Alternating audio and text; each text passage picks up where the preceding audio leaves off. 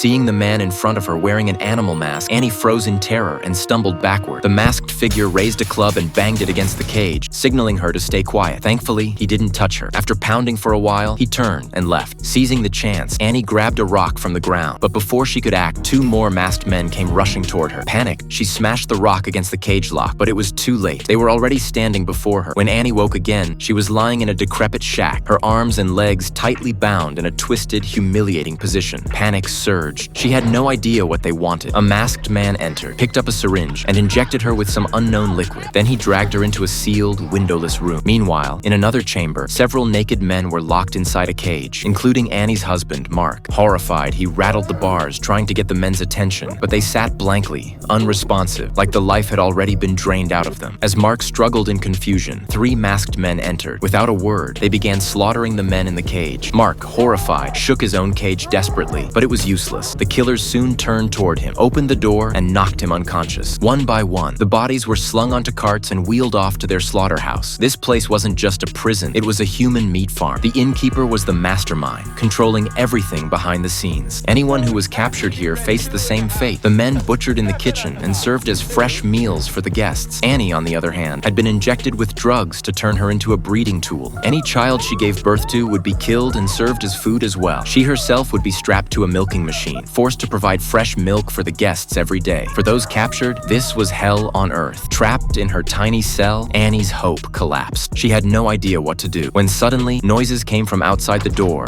and her fear spiked once again.